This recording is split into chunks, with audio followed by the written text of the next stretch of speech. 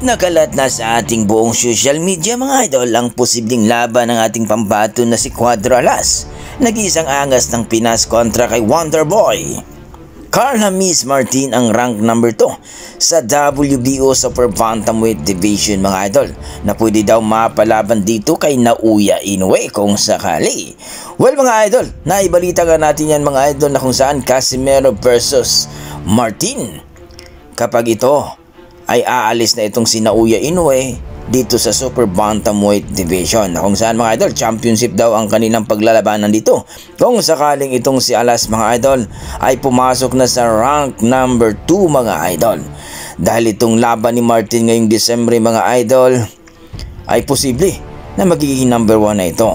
At dito nga mga idol, daming nagko-question at dami talagang umaangal kung bakit itong si Carl James Martin ay biglaan na lang sumulpot sa rank number 2 sa WBO. Nung nakalaban niya kasi itong Mexicano mga idol na parang Malnores, na kung saan mga idol biglang ng rank number 2 ang naturang Pilipino, undefeated na si Carl James Martin, na kumbaga dahil baga ito sa koneksyon ni Sean Gibbons. Well mga idol, ilan naman yan sa mga nagsasabi na kung saan mga idol itong si Casimero nga ay napako sa rank number 6 mga idol sa WBO, na sigurado naman daw na napakalupit at impresibo ang panalo dito kay Saul Sanchez mga idol na rank number 24. At dito nga mga idol, marami ang mga boxing fans na naniniwala na kung wala kang connection dito sa WBO ay hindi ka talaga marank ng maayos. Ika nga mga idol, uhugin pa itong si Martin mga idol, hindi daw ito mananalo kay Casimero kung sakali daw sila ay maglaban dito for championship dito sa WBO Super Bantamweight Division.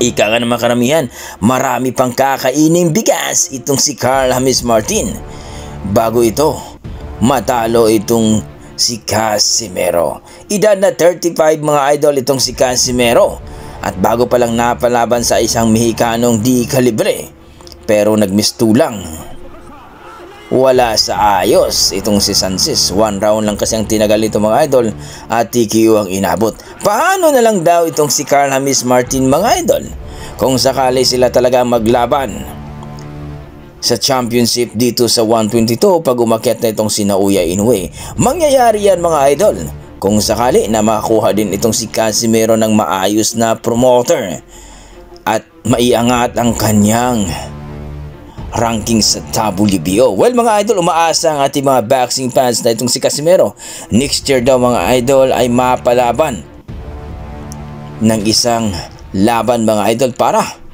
kuha niya ang rank number 2 mga idol o rank number 1 sa WBO. Depende yan sa kanyang performance na magaganap. Kayo mga idol, ano masasabi nyo?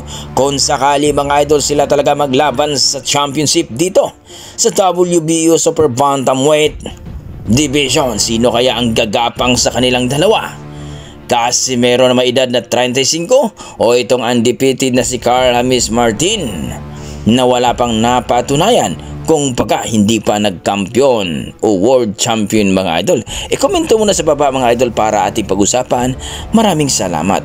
God bless.